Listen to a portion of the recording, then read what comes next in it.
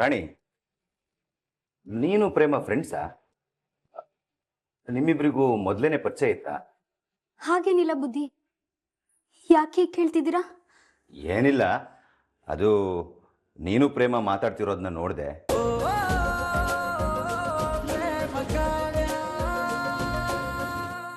ನನಗೂ ಪದೇ ಪದೇ ಇದೇ ರೀಸನ್ ಕೇಳಿ ಕೇಳಿ ಸಾಕಾಗೋಗಿದೆ. ನನ್ನ ಕೈಲಿ ಇರಕ್ಕಾಗ್ತಾ ಇಲ್ಲ. ನಾನು ಒಳ್ಳೆ ಕೆಲ್ಸಕ್ಕೆ ಸೇರ್ಬೇಕು, ದೊಡ್ಡ ಸಾಧನೆ ಮಾಡಬೇಕು ಅಂತ ಡಬಲ್ ಡಿಗ್ರಿ ಮಾಡಿ PhD ಮಾಡಿದೆ. ಅಂಥದ್ರಲ್ಲಿ ಮನೇಲಿ ಕೂತ್ಕೊಂಡ್ರೆ ಹೇಗೆ ಕೂತ್ಕೊಳ್ಳಿ? ನನಗೂ ಒಂದು ಮನಸ್ಸು, ಅದಕ್ಕೊಂದು ಕನಸು ಅಂತ ಇರುತ್ತೆ ಅಲ್ವಾ? ಅದನ್ನೆಲ್ಲ ಮರೆತು ಹೇಗೆ ನೆಮ್ಮದಿಯಾಗಿರ್ಲಿ? ನನ್ನ ಕೈಲಾಗೋದಿಲ್ಲ. ಈಗೇನು, ನೀನು ಬೆಂಗಳೂರಿಗೆ ಕೆಲ್ಸಕ್ಕೆ ಹೋಗ್ಬೇಕು ತಾನೆ?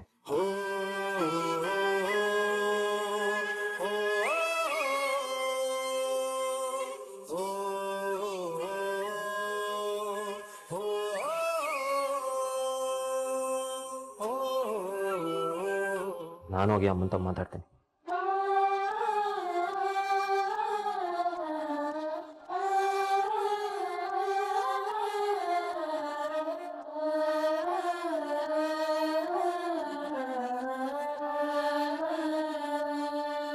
ಸತ್ಯ, ಇವನಾದ್ರೂ ನನ್ನ ಕಷ್ಟ ಅರ್ಥ ಮಾಡ್ಕೊಂಡ.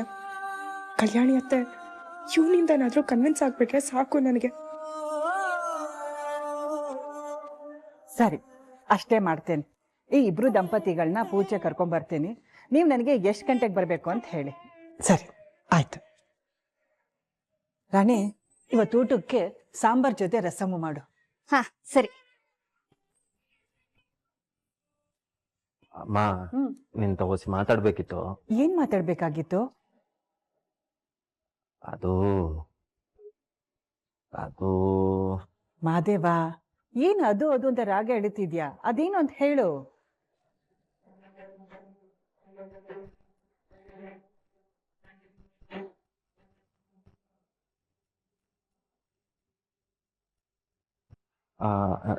ಏನಿಲ್ಲ ಕಣಮ್ಮ, ಅದು ಕಾವ್ಯಂಗೆ ಪ್ಯಾಟೆಲ್ ಕೆಲಸ ಸಿಕ್ಕದಂತೆ.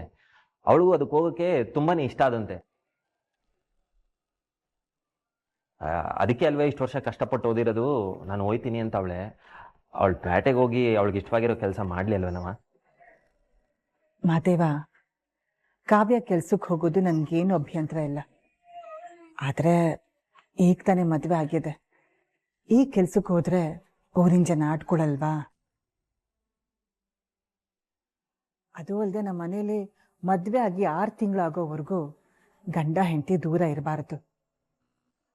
ಹಾಗಾಗಿ 6 ತಿಂಗಳು ಆಗಲಿ, ಆಮೇಲೆ ಬೇಕಾದ್ರೆ ಅವಳು ಕೆಲ್ಸಕ್ಕೆ ಹೋಗ್ಲಿ. ಸರಿ ಕಣಮ್ಮ.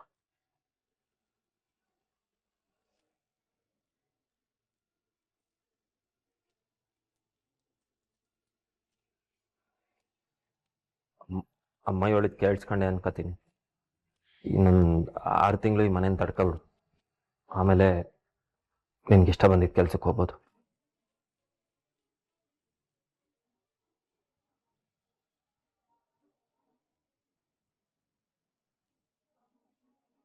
ಇವ್ರಿಗೆ ಹೀಗೆ ಬಾಯಿ ಮಾತಲ್ಲೇ ಕೇಳೋದ್ರಿಂದ ಏನೂ ಆಗಲ್ಲ ಅನ್ಸುತ್ತೆ. ನಾನೇ ಬೇರೆ ಏನಾದ್ರೂ ಮಾಡಿ ಆದಷ್ಟು ಬೇಗ ಇಲ್ಲಿಂದ ಎಸ್ಕೇಪ್ ಆಗ್ಬೇಕು.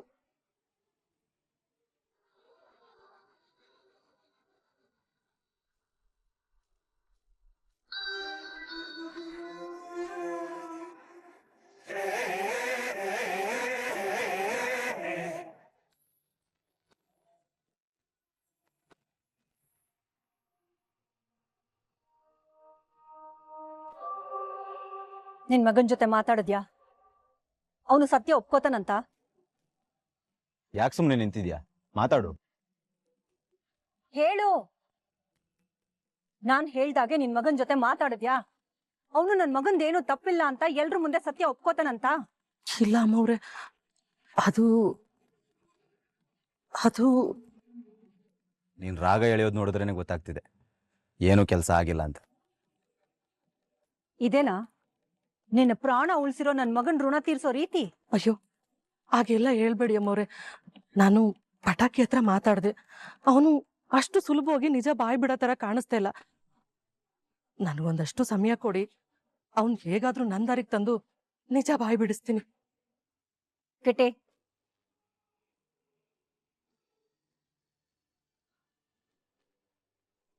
ತಗೋ, ಇದನ್ನ ಅಡ್ವಾನ್ಸ್ ಅಂತ ಬೇಕಾದ್ರೂ ಅನ್ಕೋ. ಆದ್ರೆ ನಿನ್ ಮಗನ್ ಬಾಯಿಂದ ಸತ್ಯನ ಹೊರಗ್ ತಂದು ನನ್ ಮಗನ್ ಮಾನ ಕಾಪಾಡೋ ಜವಾಬ್ದಾರಿ ನಿಂದು. ಅದೇನ್ ಮಾಡ್ತೀಯೋ ನನಗ್ ಗೊತ್ತಿಲ್ಲ. ನಿನ್ ಮಗ ಪಟಾಕಿ ಪ್ರೇಮ ಅದೇ ತಪ್ಪು ಅಂತ ಹೇಳೋ ಹಾಗೆ ಮಾಡ್ಬೇಕು. ನಾನು ಆದಷ್ಟು ಬೇಗ ಆ ಪ್ರೇಮನ ಒದ್ದು ಆ ಮನೆಯಿಂದ ಆಚೆ ಹಾಕೋ ಹಾಗಾಗ್ಬೇಕು. ತಿಳಿತಾ?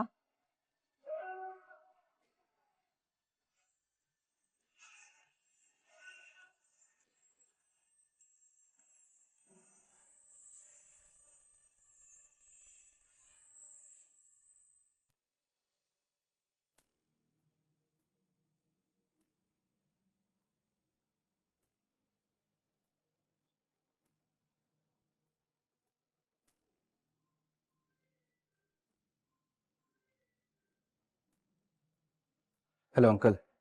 ರಾಮ್, ಏನಪ್ಪ ಇದು? ನಾನು ಕೇಳಿದ ಸುದ್ದಿ ನಿಜಾನಾ? ನಿನ್ನ ಲೈಸೆನ್ಸ್ ಕ್ಯಾನ್ಸಲ್ ಆಗಿದ್ದೆ ಅಂತಲ್ಲ? ತಪ್ಪು ಮಾಡಿಬಿಟ್ಟೆ ಕಣಪ್ಪ ನೀನು. ಸತ್ಯನಾರಾಯಣ ಮಗಳು ಪ್ರೇಮಾಗೆ ಹಾಗೆ ಮಾಡಬಾರ್ದಿತ್ತು. ಅದರಿಂದನೇ ಇದೆಲ್ಲ ಆಗ್ತಿರೋದು. ಎಷ್ಟು ಒಳ್ಳೆಯವನು ಅಂದ್ಕೊಂಡಿದ್ವಲ್ಲಪ್ಪ ನಿನ್ನ. ಹೆಸ್ರಿಗೆ ತಕ್ಕನಂಗೆ ರಾಮನೇ ಅಂದ್ಕೊಂಡಿದ್ವಿ. ಆದರೆ ನೀನು ನೋಡಿದ್ರೆ ಆ ಹುಡುಗಿನ ಕಿಡ್ನಾಪ್ ಮಾಡಿ ರಾವಣ ಆಗ್ಬಿಟ್ಟಿಯಲ್ಲಪ್ಪ.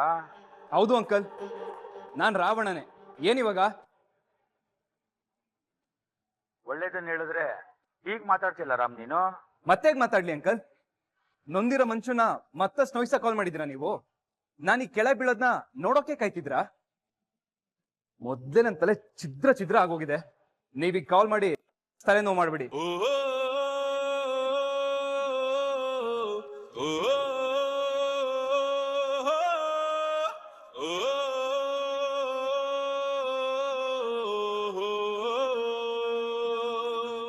ಯಾಕಕ್ಕ, ಯಾಕೆ ಅಳ್ತಿದೀಯಾ? ರಾಣಿ, ನಾನು ಮಾಡಿದ್ ಒಂದು ತಪ್ಪಿಂದ ಎಷ್ಟೆಲ್ಲ ಆಗುತ್ತೆ ಅಂತ ನಾನು ಅನ್ಕೊಂಡೇ ಇರಲಿಲ್ಲ. ನಾನು ಮಾಡಿದ ಒಂದೇ ಒಂದು ತಪ್ಪಿಂದ ಎಲ್ರಿಗೂ ಎಷ್ಟು ನೋವು ಸಂಕಟ. ದೇವ್ರೆ, ಇಷ್ಟ ಆಗುತ್ತೆ ಅಂತ ಊಹೆನು ಮಾಡ್ಕೊಂಡಿರ್ಲಿಲ್ಲ ನಾನು. ರಾಮ್ನ ಪಡಿಬೇಕು ಅನ್ನೋ ಒಂದೇ ಒಂದು ಹಠದಿಂದ ಎಷ್ಟೆಲ್ಲ ಮಾಡಿದೆ. ಆದ್ರೆ ಈಗ ಒಂದಾದ್ಮೇಲೆ ಒಂದು ಸಮಸ್ಯೆ ಹುಟ್ಕೋತಾನೆ ಇದೆ. ಪಾಪ ನನ್ ರಾಮ್ ಈ ಸಮಸ್ಯೆಯನ್ನು ಬಲೆಯಲ್ಲಿ ಬಿತ್ತು ಒತ್ತಾಡ್ತಾ ಇದ್ದಾನೆ.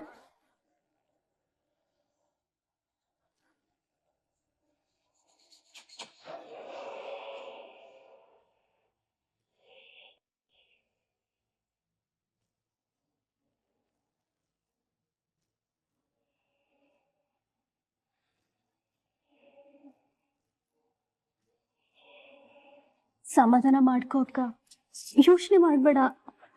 ನಿಂಗೆಲ್ಲನೂ ಒಳ್ಳೇದೇ ಆಗುತ್ತೆ. ನೀನು ರಾಮ್ ಡಾಕ್ಟರ್ನ ಎಷ್ಟು ಇಷ್ಟಪಡ್ತಿದೆ ಅಂತ ನಂಗೆ ಗೊತ್ತು. ನಿನ್ನ ಪ್ರೀತಿನೇ ಅವ್ರನ್ನ ಕಾಪಾಡುತ್ತೆ. ಏನಿದು, ಇವರಿಬ್ರು ಇಷ್ಟೊಂದು ಕ್ಲೋಸ್ ಆಗಿ ಮಾತಾಡ್ತಿದ್ದಾರೆ?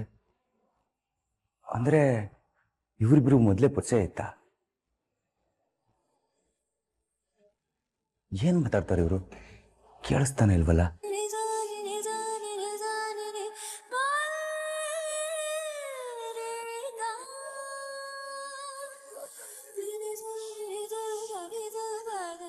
ಅಳ್ಬೇಡ ಅಕ್ಕ, ಚಿಂತೆ ಮಾಡಬೇಡ.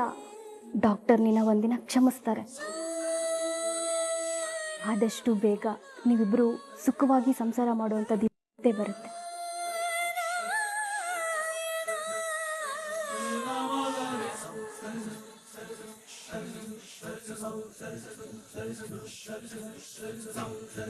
ಇವ್ರು ಮಾತಾಡ್ತಿರೋದು ನೋಡಿದ್ರೆ ಪಕ್ಕ ಇವರಿಬ್ರಿಗೆ ಮೊದಲೇ ಪರಿಚಯ ಇತ್ತು ಅನ್ಸುತ್ತೆ. ಏನೋ ಮಿಸ್ ಹೊಡಿತಿದೆಯಲ್ಲ.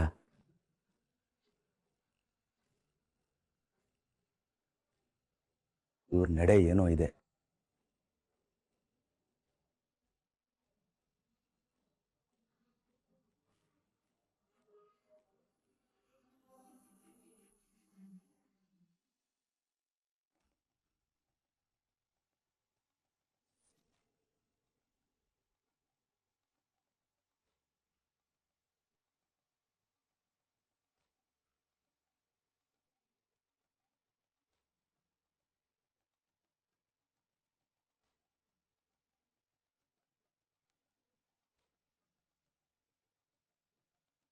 ಪಟಾಕಿ ಸ್ಕೂಲಿಗೆ ಹೊರಟೇನಾ?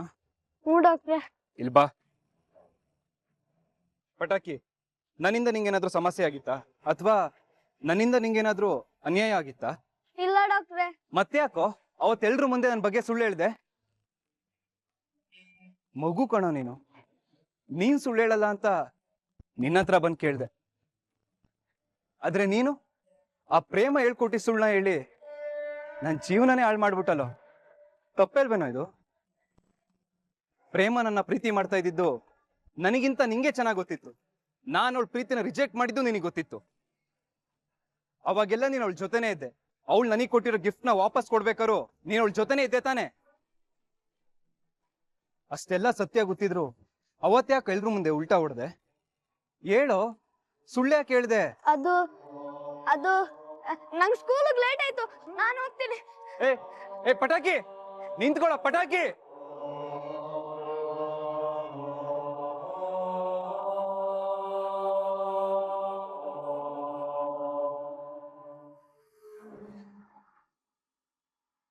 ರಾಣಿ, 1 ಕಪ್ ಕಾಫಿ ಮಾಡ್ಕೊಡ್ತೀಯ? ಸರಿ ಬುದ್ಧಿ, 1 ನಿಮಿಷ.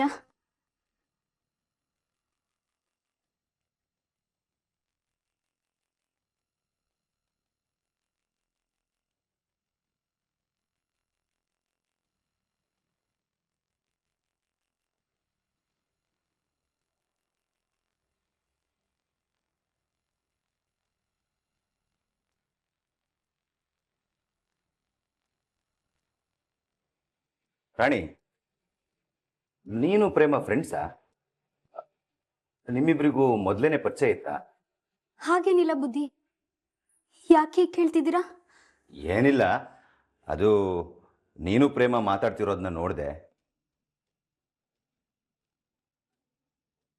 ನೀವಿಬ್ರು ಕ್ಲೋಸ್ ಆಗಿ ಮಾತಾಡ್ತಿರೋದನ್ನ ನೋಡಿದ್ರೆ ಮೊದಲೇನೆ ಪರಿಚಯ ಇತ್ತು ಅಂತ ಅನ್ನಿಸ್ತು, ಅದಕ್ಕೆ ಕೇಳಿದೆ. ಹಾಗೇನಿಲ್ಲ ಬುದ್ಧಿ.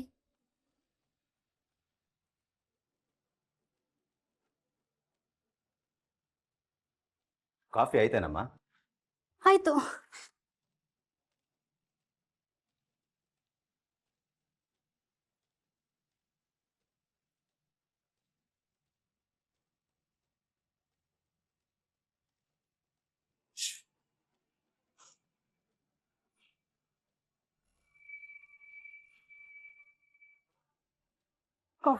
ಯಾಕೆ ರಾಣಿ, ಜ್ವರನ? ಕೈಯೆಲ್ಲ ನಡುಗ್ತಾ ಇದೆ? ಹಾಗೇನಿಲ್ಲ ಬುದ್ಧಿ, ನಂಗೆ ಸ್ವಲ್ಪ ಕೆಲಸ ಇದೆ, ನಾನು ಬರ್ತೀನಿ. 1 ನಿಮಿಷ ರಾಣಿ. ರಾಣಿ, ನಿಂಗೊಂದು ವಿಷಯ ಗೊತ್ತಾ? ರಾಮನ್ ಫೋನಿಂದ ಪ್ರೇಮ ಫೋನ್ಗೆ ಮೆಸೇಜ್ ಹೋಗೋದಕ್ಕೆ ಯಾರೋ ಸಹಾಯ ಮಾಡಿದ್ದಾರೆ ಅವಳಿಗೆ. ಅವ್ರು ಯಾರು ಅಂತ ಗೊತ್ತಾಗಬೇಕು, ಆವಾಗಿದೆ ಮಾರಿ ಹಬ್ಬ. ರಾಣಿ, ನಂಗೊಂದು ಸಹಾಯ ಮಾಡ್ತೀಯಾ? ಹೇಳಿ ಬುದ್ಧಿ. ಪ್ರೇಮ ಹೇಗೂ ನಿನ್ ಜೊತೆಗೆ ಜಾಸ್ತಿ ಮಾತಾಡ್ತಾಳೆ, ಕ್ಲೋಸು ಇದ್ದಾಳೆ. ಹೀಗೆ ಮಾತಾಡ್ತಾ ಮಾತಾಡ್ತಾ ರಾಮ್ನ ಸಿಕ್ಕಾಕ್ಸೋಕೆ ಅವಳಿಗೆ ಯಾರು ಸಹಾಯ ಮಾಡಿದ್ದಾರೆ ಅಂತ ತಿಳ್ಕೊತೀಯಾ? ಅದರಿಂದ ಈ ಮನೆ ಮಗನ್ ಮರ್ಯಾದೆ ಉಳಿಸಿದ ಪುಣ್ಯನೂ ಬರುತ್ತೆ.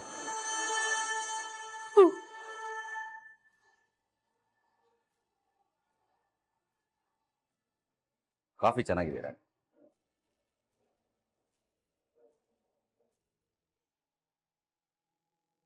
ನಂಗೆ ಸ್ವಲ್ಪ ಕೆಲಸ ಇದೆ,